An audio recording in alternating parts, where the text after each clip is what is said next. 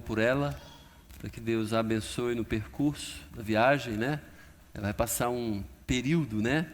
Meio assim, primeira vez que está fazendo isso, vai passar um período sem ninguém, né? De um estado para outro, para depois vir para Brasília. Então, por favor, esteja em oração por ela, para que ela faça bem esse percurso, que Deus a encaminhe, ela ouça a voz de Deus nesse tempo, né? Ok, queria dar um outro aviso. O Romário, missionário Romário, que a gente colabora, ajuda e ora por ele, tem passado maiores dificuldades nesses dias. Alguns dias atrás ele me falou que nunca passou tanta dificuldade no campo missionário quanto tem passado nesses dias. Queria que vocês lembrassem dele, por favor. Você sabe que na Índia, né, não é um lugar muito amistoso, amigável, é hostil o país. Então não esqueçam de orar por eles, por favor. E se Deus, obviamente, tocar no seu coração também, para você fazer uma oferta para ele, também está passando uma dificuldade financeira também lá. Então eu peço, né, que vocês estejam em oração por ele também, por favor. Ok, e falando também em missões, somos alegres, felizes, satisfeitos, contentes com o Senhor de nos dar a oportunidade de fazermos missões, de ajudarmos, de nos envolvermos no projeto missionário. E é bem provável que grande maioria dos que estamos aqui sabe da ida, né, da família Frutuoso para o campo missionário. Queria que, por favor, ao menos o Tiago viesse aqui. Se quiser vir toda a família, vai ser bom, né?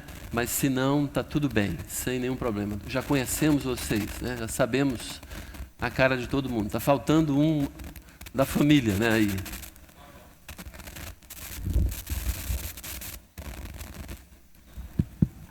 Diga que dia vocês vão sair, qual é a expectativa, por favor. Boa noite, igreja. Então, tudo correr como estamos planejando, a nossa ida vai ser de segunda para terça, vamos sair por volta das 3 da manhã, né? Daqui para lá são 611 quilômetros, né? A ideia é que se faça com um carro normal, você ande aí 7 horas, né? Só que como a gente vai com um carro um pouco anormal, que ele vai cheio de coisa, aí a gente deve demorar talvez umas 10 horas, pelo peso do carro, né? Muita mulher no carro também. Muita mulher no carro, então tem que levar muita coisa, né? Aí, então a ideia é chegar lá, né? E a gente vai se estabelecer ali, conhecer o local, né? Montar uma base e já temos algumas coisas organizadas, né? Com relação ao aluguel, a alguns detalhes, né? A gente está direcionado lá. Então a ideia é se estabelecer ali, organizar a escola das meninas, isso que eu falei, e o contato na aldeia. A aldeia fica a 60 quilômetros, né, como eu falei daquela vez. Então, a nossa expectativa é muito boa com relação ao trabalho, com relação até às dificuldades do trabalho, porque pensando em distância, no aprendizado de língua e cultura, e em todas as dificuldades que a gente tem, a gente sabe que o nosso Deus é muito maior que todas essas coisas, né? Então, a expectativa é muito boa, graças a Deus, né? Mas, assim, sem ser muito sonhador, né? Nós temos que colocar diante de Deus também algumas condições, né? E, graças a Deus, nós temos o apoio da igreja aqui, né? Com relação à oração, como a Bisa falou, com relação ao Romário também, ao sustento. E nós temos que colocar diante de Deus algumas necessidades, né? Mas isso não impede que a gente continue o trabalho e também não impede, mesmo com dificuldade, que a gente vá avançando aos poucos, né? Então, é isso, né? A gente conta com as orações dos irmãos, né? Com o apoio, né? E se tudo der certo, no final do ano a gente está aqui, né? Obrigado. Ok. Como você percebeu, o Tiago é assim, meio tímido. Esquisito é ele que está falando. Mas ele tem uma enorme dificuldade de falar a respeito das suas dificuldades financeiras para ir para o campo. Ainda bem que ele falou. Ele cheio de dedos, cheio de onda, né? Cheio de temores, né? Mas você sabe o que é ir para um povo indígena. Você sabe, certamente. É bem provável que por isso que a gente não vai. Porque a gente sabe que é pedreira, é difícil. Nós somos a igreja dele. Ajudamos com uma parte pequena, inclusive, do total do sustento, no sustento deles. Então, é importante que a gente ore, obviamente, pela família, por saúde, por segurança, essas coisas todas, mas também que se você, obviamente, entende que pode, que deve contribuir com esse projeto missionário, vão para as aldeias, vai para a tribo Javaé mesmo. E se não tiver devidamente o amparo dos que estamos do lado de cá, eles terão muito mais dificuldade. Mas pastor, a gente está numa crise doida financeira. Sempre tivemos. Em algum momento a gente teve folga. Mas eu nem sei se a gente, quando está com folga, a gente se envolve mais com missões. É nesses momentos que Deus, obviamente, quer fazer mais através da gente. E Deus geralmente faz mais mesmo. Ok? Então desculpa estar te expondo aqui, né? Mas essa é a realidade. Ok? Você pode ser você pode contribuir. Claro, né, que com os seus dízimos, suas ofertas, parte disso a gente ajuda, colabora. Mas você pode diretamente também ajudar no sustento da família ali. É o casal mais 3 crianças, ok? Então, se você que é casado não tem criança, mas a vida está tão arrochada, apertada, não sei o quê. Imagina, obviamente, para uma família que tem mais do que o casal. Então, não esqueçam de orar, obviamente, mas essa também é uma das razões que a gente tem liberdade de falar aqui, porque a gente está numa família. Uma família, nossa família estendida, nossa família espiritual é essa daqui. Por isso que a gente tem liberdade de falar isso, ok? Por isso que eu tenho liberdade de falar isso. Então não esqueçam de contar com essa possibilidade. Eles estão indo, né? Mas obviamente a gente vai manter contato, o Zap é muito rápido para isso, graças a Deus. Espero que eles tenham acesso também lá com facilidade. E aí nos mantém informado, mas a gente pode colaborar não só com oração, ok? Além da oração, envolvimento, com contribuição financeira também. E vocês já sabem que são uma família ilibada, né? Idônea, não estão enrolando, né? São claramente modelos para a gente sair da nossa região de conforto, para falar da graça de Jesus para outras pessoas. Beleza, Jesus te abençoe. Deus abençoe. A gente vai orar agora no atacado, né? Orar assim vai lembrar de vocês, tá bom? Ok, também queria aproveitar esse momento aqui, ainda com os professores junto conosco.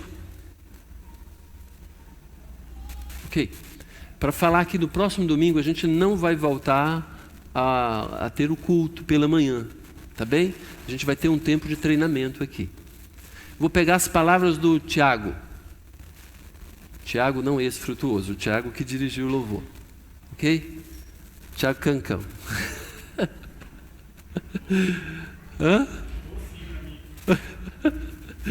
O Tiago falou assim, olha, como é que você pode cantar, né, perto, quero estar do Senhor, se não quer mesmo, né?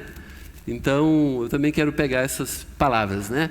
A gente vai ter um treinamento para a gente melhor ser igreja. Melhor ser igreja. Domingo pela manhã, 9 horas. Você que é membro da igreja, você está convocado. Você que está nos visitando, você está convidado. A gente vai ter um bom tempo aqui de treinamento. Algumas coisas que a gente que precisa encaixar, né? Melhorar a nossa vida como igreja. Para a gente ser uma igreja que atua mais na comunidade. Tá bem? Ajustar. Azeitar e não azedar nada, tá bom? Então eu conto com a sua participação. Agora, se você entende, eu prefiro viver a minha vontade. Então não é para você domingo que vem pela manhã.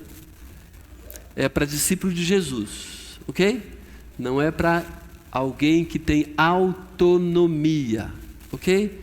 Aquele que rege a sua própria vida, que segue as leis do seu próprio coração. Para esses, isso aqui não vai servir não, porque a gente vai falar sobre servir, sobre ajudar, sobre cooperar, sobre como eu posso fazer mais para o Senhor Jesus Cristo, tá bem? Então, domingo, 9 horas da manhã, nós teremos o nosso tempo aqui, não teremos escola dominical, mas teremos um treinamento, tá bom? Ok.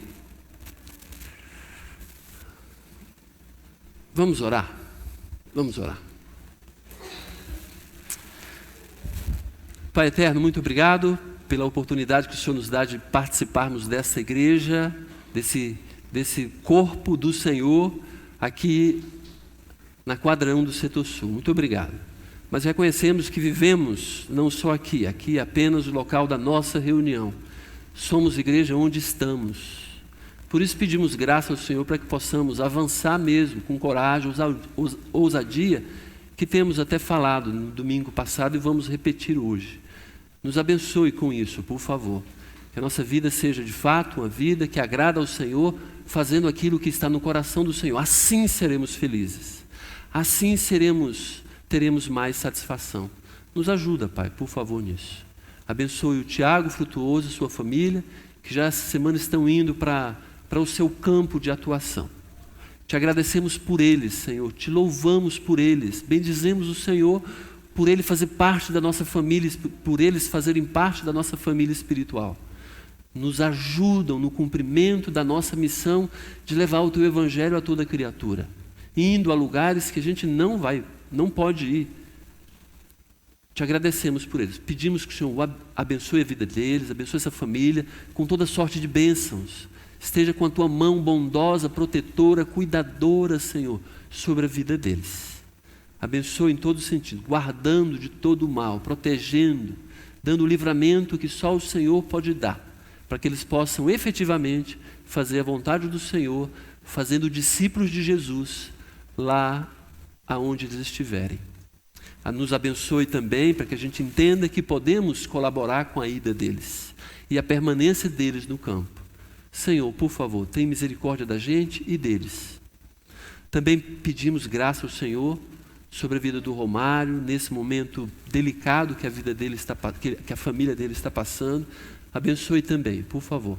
Também peço a tua graça sobre ele. Não está perto fisicamente, mas sabemos que está perto espiritualmente de nós. Vá ao encontro dele lá na Índia, Senhor, por favor, e o abençoe ricamente.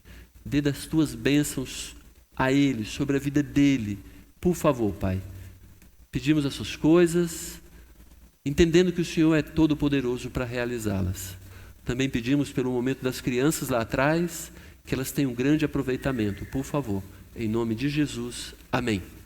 Ok, então as crianças até 10 anos, de 2 a 10 anos, vão sair lá para trás para terem o seu tempo lá. Sairão com as tias, devidamente uniformizadas.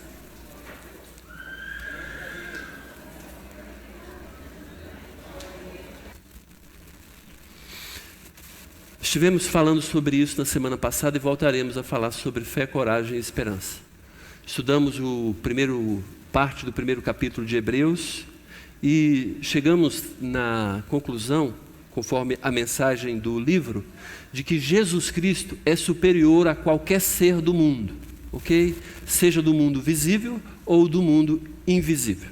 Entendemos que isso é a base da nossa fé. Jesus Cristo, o Rei dos Reis, o Rei dos Reis. É um texto muito bom, um texto magnífico, na verdade, um texto que fala muito sobre a grandeza da pessoa do Senhor Jesus Cristo, ok?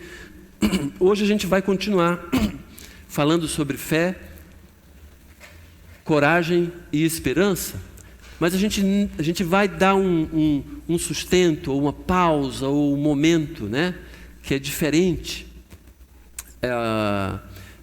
que não é exatamente no livro de Hebreus. A gente vai para tentar de alguma maneira ouvir um pouco do Senhor a respeito da fé prática, da fé verdadeira, como que isso se processa no nosso dia a dia, na coragem que precisamos ter pela fé que temos, ok? E esperar exatamente aquilo que só Deus pode conceder. Então, O texto que a gente vai fazer leitura hoje é o texto de Mateus, capítulo 14, a partir do verso 22. Você pode abrir a sua Bíblia, pode ligar a sua Bíblia, acessar a sua Bíblia e pode também, se quiser, ler aqui comigo essa passagem. Mateus, capítulo 14. É bom que você, obviamente, leia, abra o seu tablet, seu celular e faça as devidas anotações, porque certamente você vai precisar disso. Principalmente para falar para outras pessoas, né? É claro, você não está aqui só para você. A gente não está aqui porque a gente é o fim, o objetivo final, ok? Do ensino que Deus quer nos dar. Deus, obviamente, tem um propósito de você estar aqui, ok? Então é importante que a gente capte, que a gente retenha, que a gente segure o máximo possível, sem, obviamente, achar que isso é o fim do mundo ou coisa parecida. Tá bem? Então, o texto de Mateus, ele começa dizendo o seguinte no versículo 22. Logo a seguir, compeliu Jesus os discípulos a embarcar e passar adiante dele para o outro lado, enquanto ele despedia as multidões. Interessante isso aqui. O texto começa dizendo logo a seguir. Logo a seguir tem a ver com o propósito do Evangelho de Mateus. Jesus, antes desse momento aqui, fez aquele grande milagre que todos e quase que todas as pessoas que já ouviram falar de Jesus têm conhecimento. A multiplicação dos pães e peixes. Você já ouviu falar disso aqui. Você já ouviu falar em algum lugar. Então tinha realmente uma imensa multidão. Jesus fez esse milagre 2 vezes. Essa é a sequência de uma outra vez, de um momento em que Jesus fez a multiplicação dos pães. Logo a seguir, Jesus compeliu os discípulos a embarcar. É interessante que esse logo a seguir, ele está relacionado à mensagem que Deus estava promovendo no livro de Mateus. Essa história, na verdade, ela começa a mudar de direção a partir desse momento, depois desse grande milagre que Jesus fez.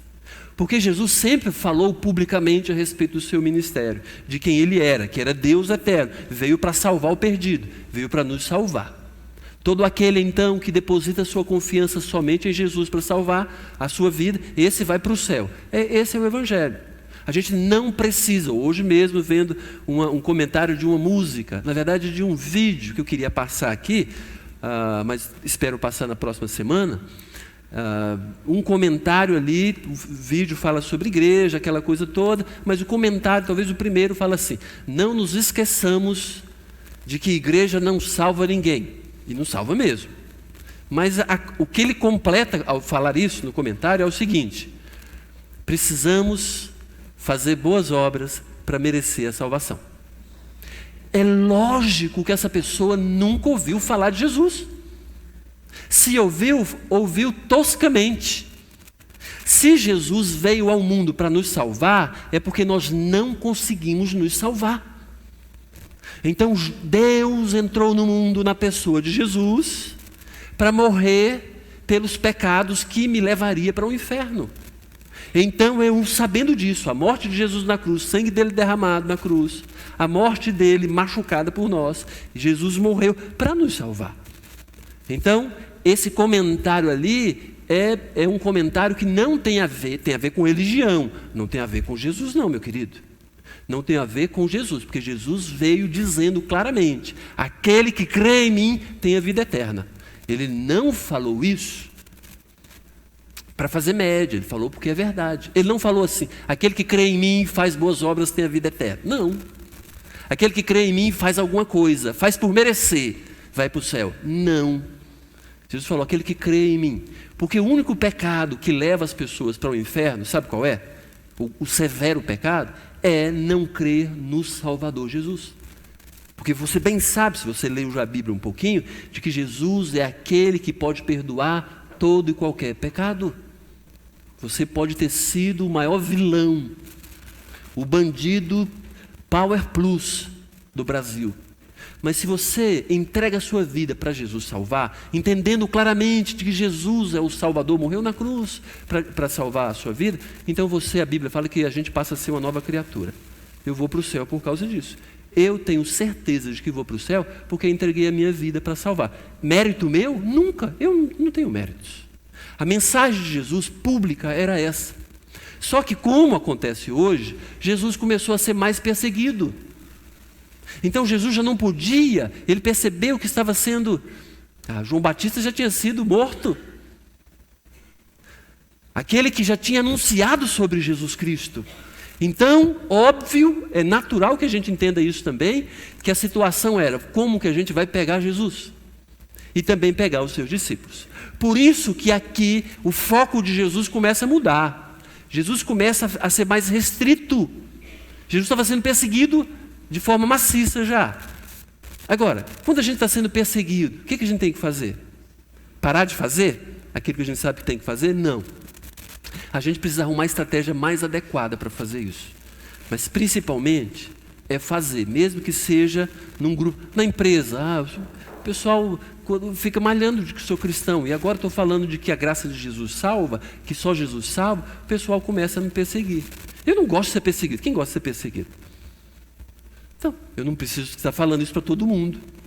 Basta eu fazer aquilo que, obviamente, Jesus fez. Vou nas particularidades das pessoas. Paro de falar no refeitório lá da empresa, subir na mesa e ficar falando, para falar apenas para pessoas em particular. É uma boa estratégia. E Jesus, então, aí, obviamente, olha só, está dizendo aqui que Jesus compeliu os seus discípulos a embarcar e ir embora. A ideia de compeliu aqui é empurrar. É impressionante isso, né? Empurrar. Jesus empurrou, mandou embora os seus discípulos. Talvez a ideia da palavra, a palavra exata é empurrar, compeliu. Não sei porque que não tem empurrar e tem compeliu, que também dá essa ideia de forçar e ir embora. Porque os discípulos de Jesus certamente queriam fazer alguma coisa a mais. Né? Não sei se lavar a louça depois da multiplicação dos pães, né? Não tem nada disso. Mas fazer alguma coisa a mais. E Jesus, sabendo que obviamente precisava ter um tempo mais restrito, mais exclusivo com os seus discípulos, compeliu, empurrou, olha, vamos embora. Aí diz aqui que devia passar diante dele para o outro lado, enquanto ele, Jesus, despedia as multidões. E despedidas as multidões, subiu ao monte a fim de orar sozinho, Jesus, né? E caindo à tarde, lá estava ele só. Então, Jesus embarcou a sua equipe, os seus cooperadores, ele empurrou para que fossem, indo. Então Jesus ficou para despedir as multidões. É engraçado. A palavra despedir aqui, gente, é impressionante. Ela é a mesma usada para soltar um prisioneiro. Quando Paulo está falando, né, não sei exatamente para quem, numa das cartas dele, não, é Hebreus, final de Hebreus, não é Paulo que escreveu, dizendo que Timóteo foi solto. Timóteo devia estar preso. A palavra é a mesma, solto e despedido.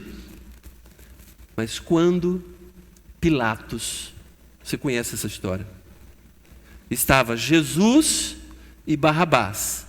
Aí Pilatos, para fazer média com o povo judeu, falou assim: é costume de que nessa época da Páscoa, por ocasião da Páscoa, eu vos solte um prisioneiro. A palavra solte é essa aqui, despedidas. Aí Pilatos falou o quê? Quem vocês querem que seja solto? Lembra lá? Aí o que a turma escolheu? É impressionante, é de doer o coração. É de doer o coração. Uma semana antes, eles estavam adorando Jesus com Jesus entrando em Jerusalém. Agora estavam falando, sabe o quê? Crucifica-o, crucifica-o. É o ser humano, nós, pecadores instáveis. O pecado faz desgraça na nossa vida, que logo depois, que mais tarde a gente olha para trás, como é que pode? Como é que pode, né? E principalmente no juízo, né? Obviamente vai perceber quão mal é o nosso coração. E despedidas as multidões, então, Jesus soltou, liberou. De quê? Subiu ao monte a fim de orar sozinho, que aí na tarde lá estava ele só. Eu tenho uma teoria para dizer de que Jesus soltou. Aqueles que viram Jesus fazer aquele milagre de multiplicar pães e peixes, estavam perto de Jesus, e aqui está falando de que elas foram soltas. Quando, obviamente, no final da história, logo depois do versículo que a gente vai ler hoje, da passagem que a gente vai ler hoje, mas ao final, fala de que essa multidão que estava aqui, depois que perceberam que Jesus não estava do lado de cá, que os discípulos tinham saído de barco, eles fizeram a volta no mar, se eu não me engano, de Tiberíades, para encontrar Jesus lá atrás, lá do outro lado. E aí Jesus passou um sabão neles. Vocês estão aqui, não é por causa de mim, não é por causa da palavra. Vocês lembram disso? E Jesus falou, vocês estão aqui, sabe por quê? Porque vocês encheram o bucho de McFish e estão querendo de volta, querendo de novo. Essa é a grande verdade. Vocês comeram de graça e agora vocês estão querendo seguir, né? Me seguir para poder encher a pança. Seguir Jesus, obviamente, tem muitos benefícios, não tem? Tem. A gente pode contar a história de várias pessoas. Hoje mesmo estava comentando com algumas pessoas a respeito das mudanças. Essa semana a gente estava conversando com o João.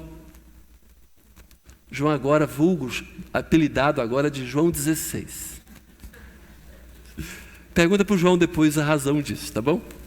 Ele estava falando, se o João não tivesse tido um encontro com Jesus, ou estava morto, ou estava preso.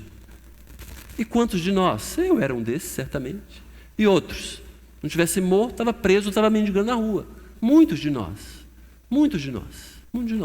Mas Jesus mudou a nossa história. Foi a graça de Jesus que mudou a nossa história. O interessante é que quando a gente percebe, olha só, que realmente tem lucro, a fé tem lucro. Seguir Jesus muda a nossa vida. Quantas famílias estão constituídas aqui, estão alinhadas, procurando fazer a vontade do Senhor? Seus filhos são bem mais sucedidos do que eles, porque Jesus entrou na história da família, na nossa vida, na nossa família, e fez a diferença. O problema é que muitas pessoas não querem o Jesus que muda a história, que é apenas a história modificada, o lucro, o benefício que isso traz. E é isso que muitas vezes, por isso tem muitas seitas, muitas pessoas que usam o nome de Jesus para poder se beneficiar. Basta ver na televisão os pastores, os líderes, os não sei das quantas, pedindo dinheiro, enriquecendo às custas daqueles que eu também quero uma vida dessa. Eu também quero ter prosperidade. Não, a prosperidade é Jesus. A prosperidade é Jesus. Não adianta você ter um pouco mais no bolso sem Jesus. Você vai para o inferno, meu querido. Então, crendo em Jesus, Jesus muda a nossa vida e muda de fato, a nossa história.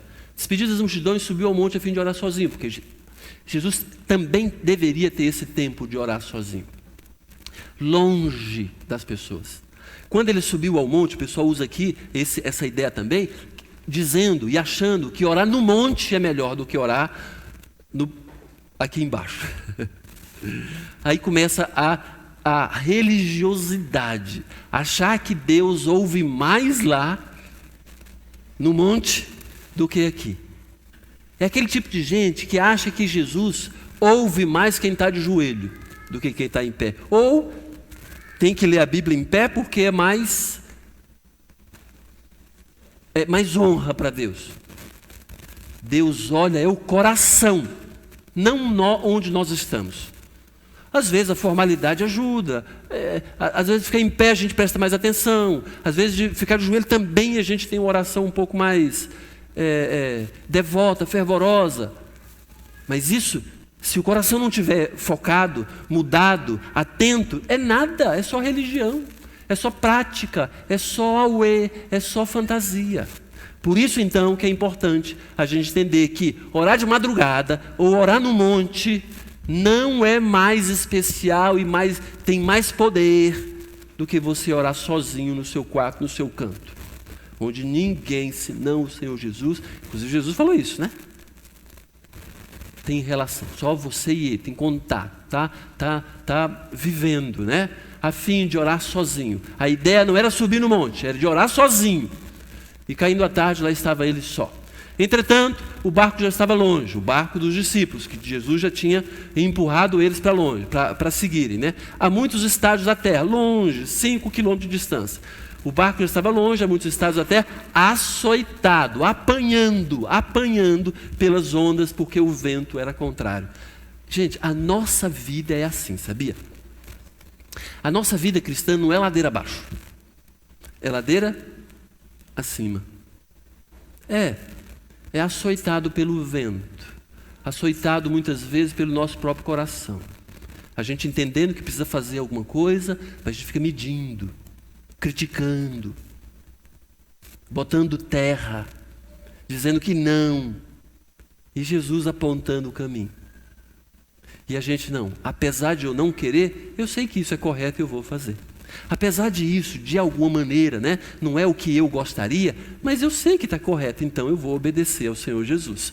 Açoitado pelas ondas, porque o vento era contrário. Na 4ª vigília da noite, foi Jesus ter com eles andando por sobre o mar. Uau! 4ª vigília da noite, os judeus, na verdade os romanos, os judeus pegaram isso. Dividia a noite em 4 partes. Então, essa última parte, na 4ª vigília da noite, era de madrugada, entre 3 às 6 da manhã. Ok? Porque depois das 6, obviamente, começava o dia. Então, era o último período. Então, era de madrugada.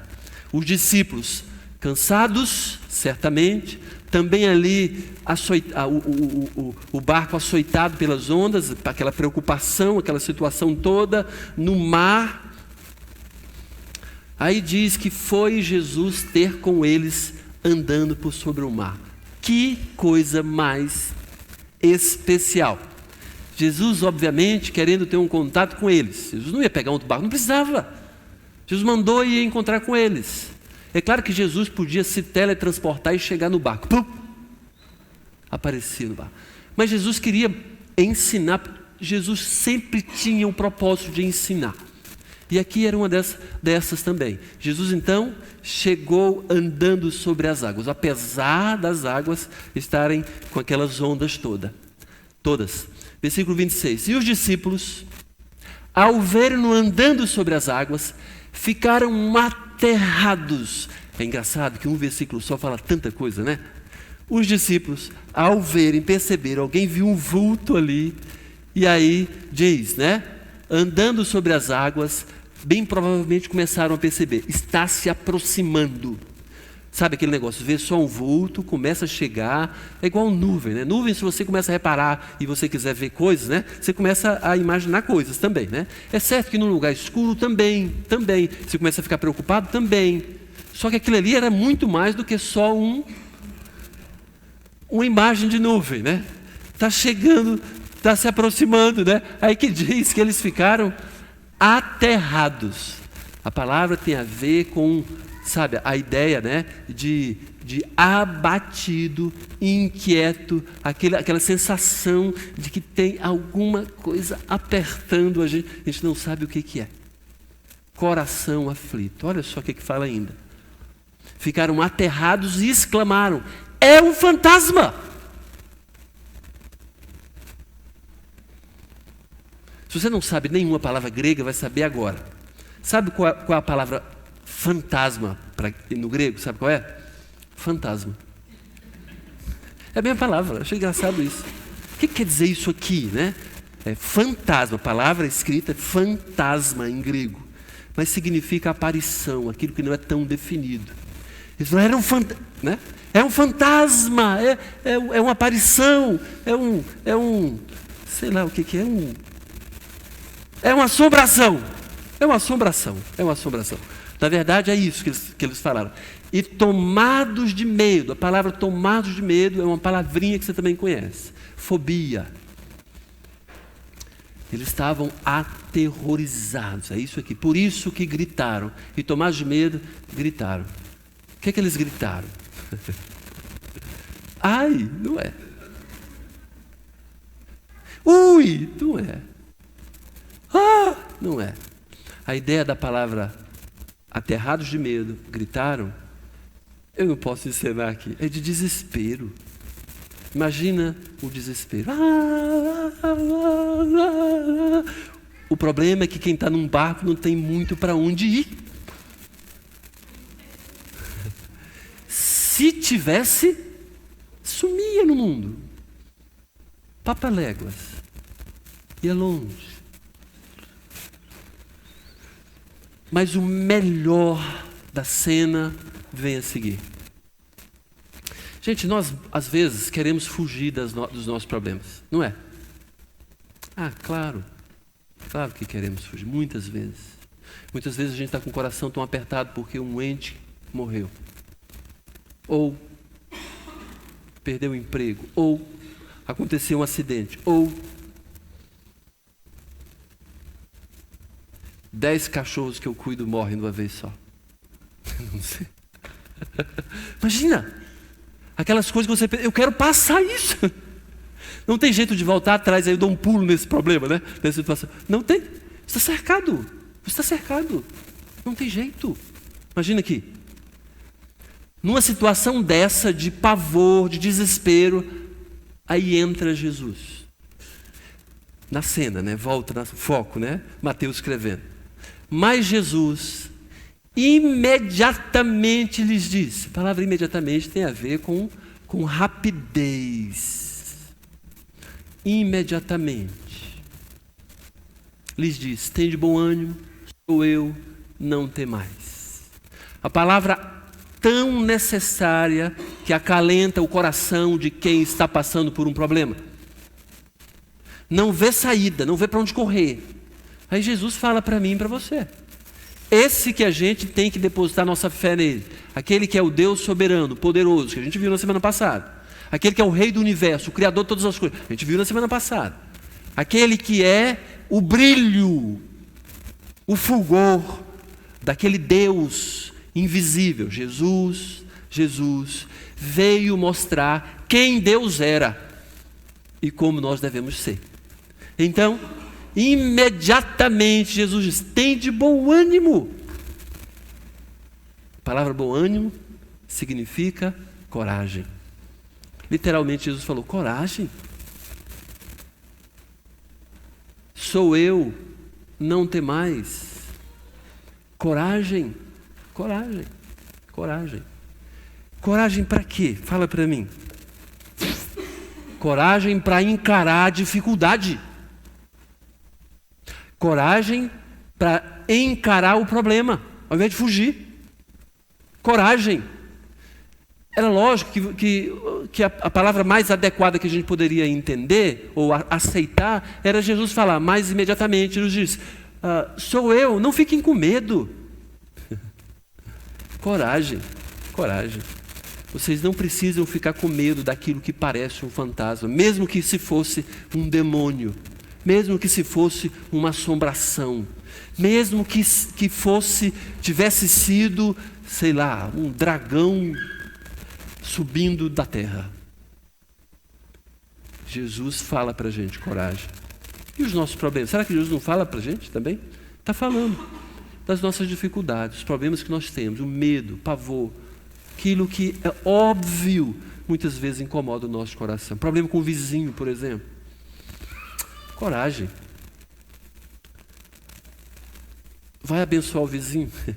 Leva um presente para ele. Faz amizade ao invés de ficar querendo jogar pedra nele. Aqui então diz, sou eu, Jesus, não temais. Respondendo-lhe Pedro, disse, se és tu, Senhor, manda-me ter contigo sobre as águas. É interessante quando Pedro está falando aqui, se és tu, Senhor, ele está admitindo que é, não é? Fala para mim, não é verdade? Se és tu. Ora, se fosse outra coisa, ele falaria diferente, ele falaria assim, se for Jesus mesmo que está falando aí, né? Não, ele tem um diálogo direto com Jesus. Se és tu mesmo, Senhor, tu mesmo, Senhor, manda-me ir ter contigo sobre as águas. A ideia de mandar você conhece muito bem. Ordem. Então ordena. Não é só Pedro, entendendo o que era Jesus, falou: Jesus, então eu quero experimentar esse milagre de andar por sobre as águas. Então ordena que eu vá. Não é me mandar ir. O que estava por trás da colocação de Pedro não era falar assim: então, dá uma bronca em mim e fala para eu ir. Pedro não está falando isso, não.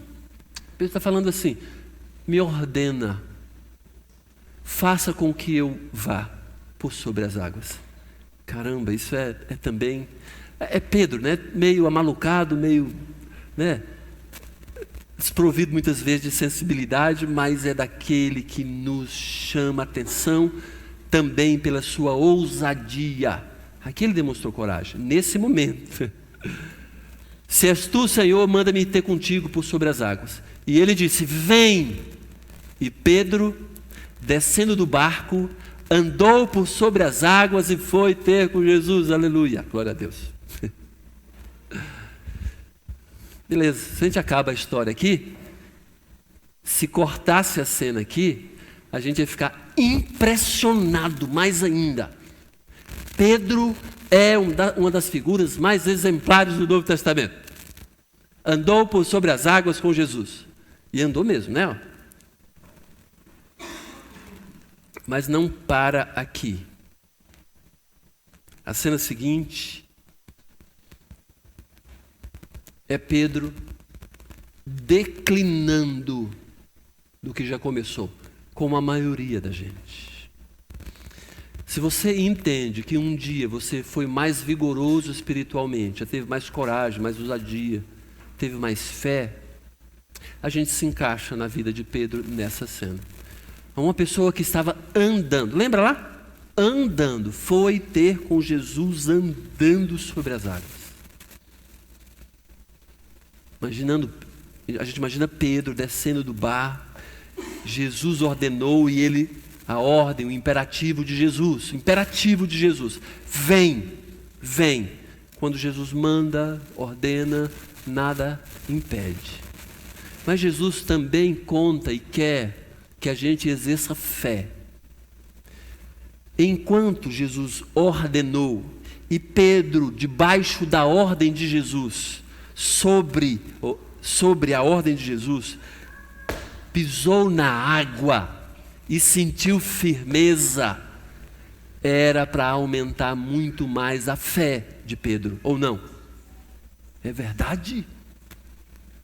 Estou sobre as águas. Não é mentira, não é uma tábua que Pedro certamente testou, né? E não afundou. Reparando, porém, na força do vento, teve medo. Medo por quê? Porque o vento era forte. Açoitava o barco e agora ele. Açoitava Jesus também. Mas lembra, ele estava sobre as águas. Reparando, porém, na força do vento. Reparando, porém, na força do vento. O vento sempre vai existir, as dificuldades sempre existirão.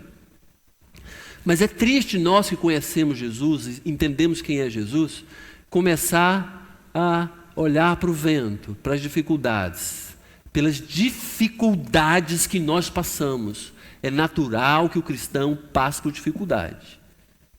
Deus quer que a gente aprenda com as dificuldades, seja qual for a dificuldade, para que a gente aumente a fé que temos em Jesus. O problema é que quando a gente olha para a dificuldade, para o vento, e começa a ter medo,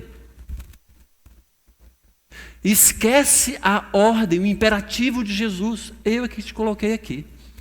Basta você continuar crendo em mim. Não era outra coisa.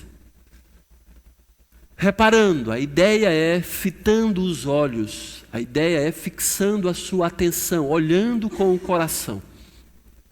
Gente, há minutos atrás ele estava olhando para Jesus Cristo. Reparando em que de Jesus? Na ordem de Jesus. É Jesus mesmo. E Jesus então mandou com o imperativo: vem, Pedro. E Pedro, sobre as águas, começa a andar. Ao ir até Jesus, ele começa a reparar na força do vento. É aquele olhar de incredulidade. Sabe? Realmente eu estou vivendo um milagre. Mas isso é um milagre, né? Isso não é normal, não é natural. Ao invés de curtir isso, ao invés de aproveitar isso, ele começa a ver a impossibilidade. Gente, é claro, andar por sobre as águas é um milagre. Reparando, porém, na força do vento, teve medo e começando a submergir, gritou: salva-me, Senhor. Ele sabia que era Jesus.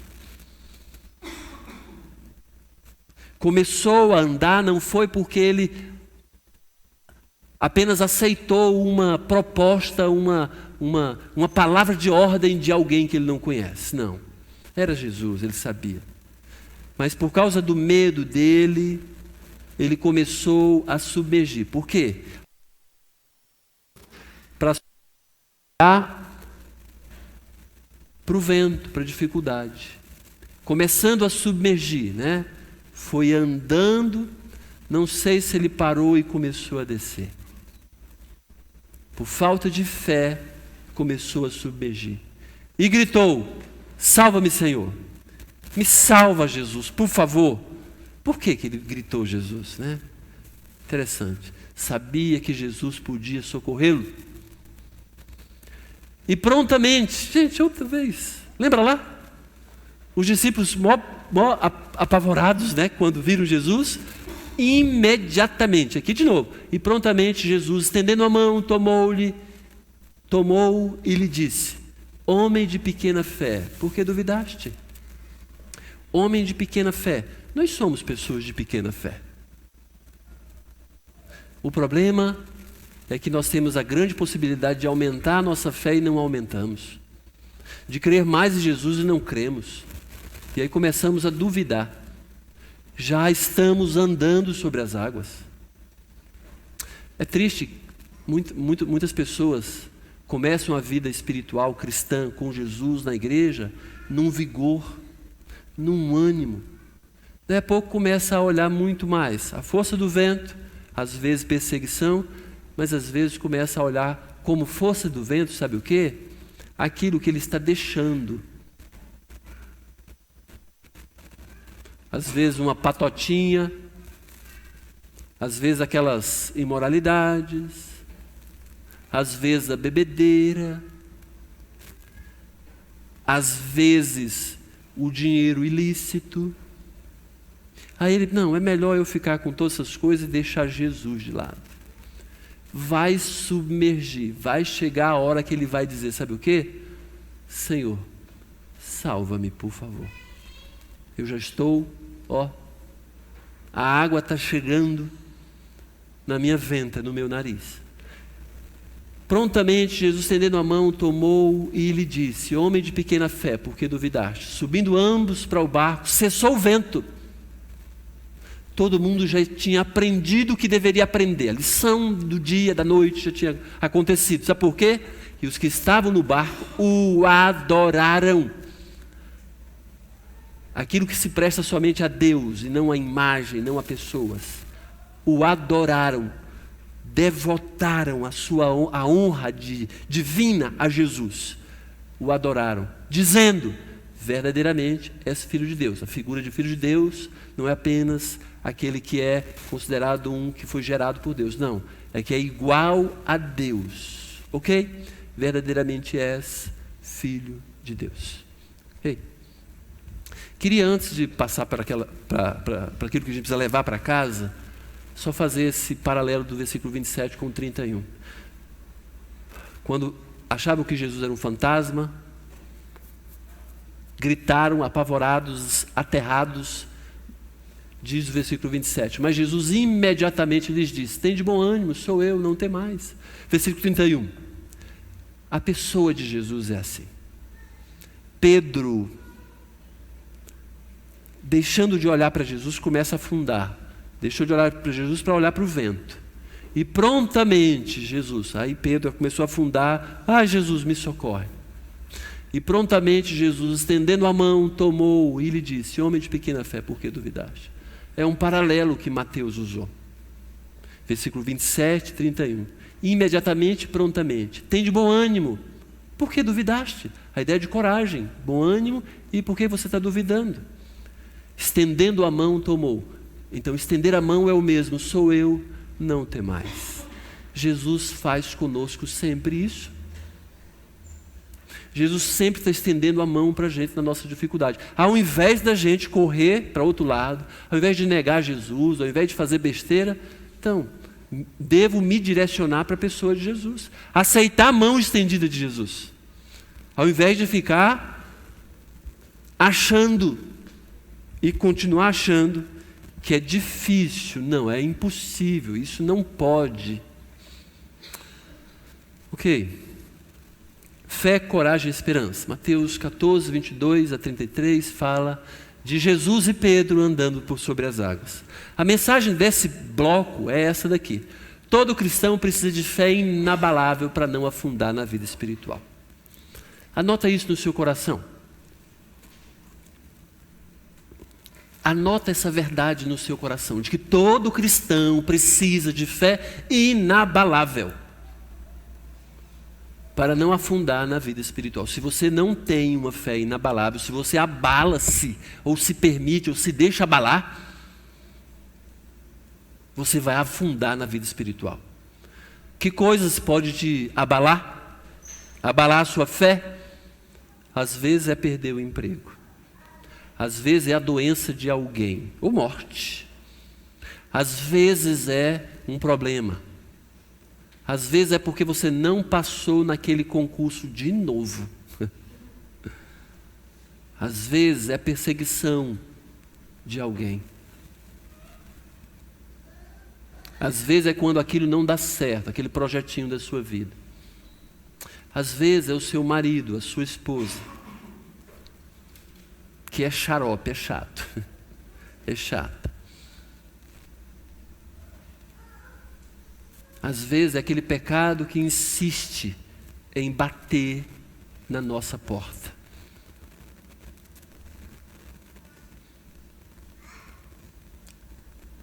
Todo cristão precisa de fé inabalável para não afundar na vida espiritual. E o que é fé inabalável? É acreditar sem duvidar de que Jesus é Deus. Jesus é Deus. Eu não preciso mais argumentar com vocês sobre isso. A gente viu muito bem na semana passada. E aqui também. E basta você ler a Bíblia para descobrir. Jesus é o Deus eterno. Isso está encoberto de muita gente. Mas de você não é mais encoberto. Isso não está mais encoberto da sua vida, dos seus olhos. Fé inabalável é acreditar sem duvidar de que Jesus é Deus. Jesus veio mostrar quem Deus era. E também veio mostrar como nós devemos ser. A mesma pessoa. Se fez homem para dizer como nós devemos ser. Embora tivesse sido feito homem para poder fazer propiciação, né? Para poder fazer o pagamento real pelos nossos pecados. Fé inabalável, acreditar sem duvidar de que Jesus é Deus. Fé inabalável, o que é fé inabalável? É acreditar sem duvidar nas promessas de Jesus. Não é nas promessas das pessoas que muitas vezes mentem para a gente falando que Jesus prometeu isso. E as promessas de Jesus estão na Bíblia. Promessa que você não pode esquecer nunca é Jesus falando: eu não te deixarei, nunca, jamais te abandonarei.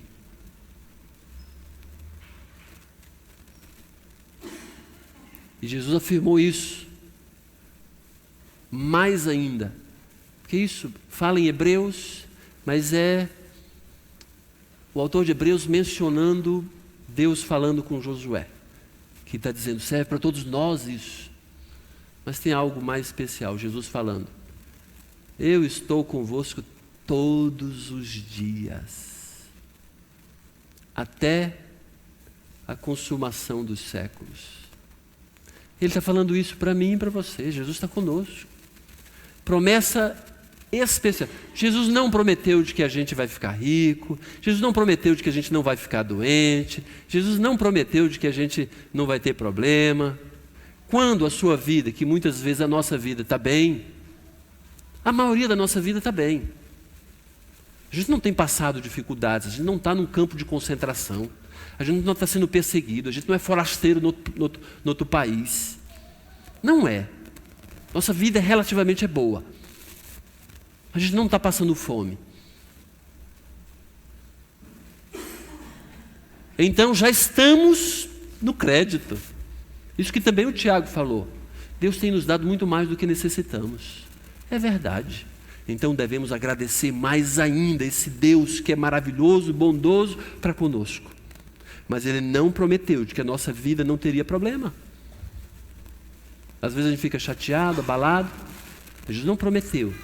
O que Ele prometeu é de que estará conosco todos os dias até a consumação dos séculos.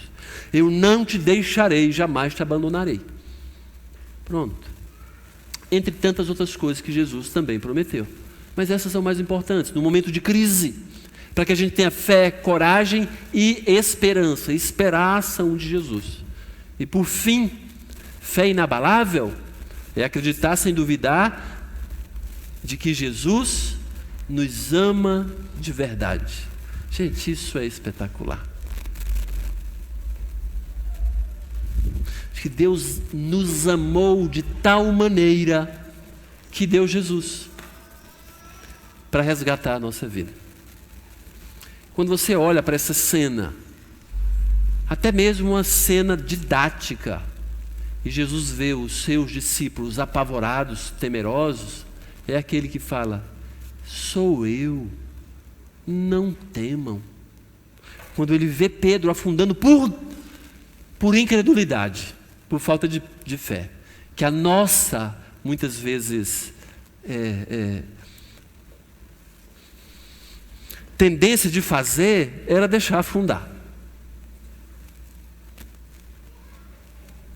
Às vezes nós como pais, pai, quando nosso filho, principalmente, quando está medindo força, está desobedecendo, eu vou, não corre, aquele negócio todo, e a gente não faça isso que é perigoso. Aí o moleque descamba na desobediência, aí cai. Por nossa carnalidade, o que a gente vai fazer? Eu disse, não disse? Mas agora então, moleque, vai ficar aí. Esse seu ralado aí, vou passar vinagre, tá legal? Pra você reparar que não deveria ter desobedecido. Jesus não é assim. Jesus não é assim. Mesmo afundando por incredulidade, por deixar de olhar para Jesus, para olhar na força do vento, o que Jesus falou? Vem para cá. Eu te seguro. Estendeu a mão e tomou Pedro. Será que Jesus pegou Pedro no colo? Eu vou perguntar para Jesus quando eu chegar no céu. Ou ele só segurou na mão de Pedro, aí Pedro e passou a pisar na água de novo. E ambos, subiram no barco e o vento cessou. Gente, esse é o nosso Deus, Ele nos ama. Vamos focar no amor de Jesus. Às vezes a religião quer que a gente ache que Jesus é aquele fiscal da nossa vida. Aquele que vai ficar medindo quais pecados e como que a gente vai sofrer as punições dos nossos pecados. Deus não é assim. Deus é um Deus gracioso, que perdoa todos os nossos pecados. É claro que as consequências dos pecados que a gente comete, Deus não disse que iria nos livrar das consequências. A gente tem que ter sabedoria suficiente para saber disso. Mas que Deus nos perdoa? Perdoa. De que Jesus nos perdoa? Perdoa, porque Ele nos ama. Ele te ama e me ama. Jesus é aquele que nos ama. E vou dizer para você, isso é suficiente para a sua vida. Se alguém não falou ainda para você isso, eu quero te falar essa noite. Você não precisa de ter aquilo que você sempre sonhou ter, para se sentir realizado. Você precisa apenas descansar no amor de Jesus. Não tem nada maior que acalenta o nosso coração, que preenche o nosso interior, que Jesus Cristo. Então você não precisa ir mais de um psicólogo para resolver aqueles problemas de alma. Porque eu estou traumatizado. Nem existe isso, sabia? Mas estou traumatizado, porque eu não esqueço toda vez, né, que eu lembro do meu pai pegando aquele cinturão, né, para me dar uma sova, uma surra, que eu ia parar no sal, né? Toda vez que eu lembro, me dá vontade de dar uns tapas na minha esposa.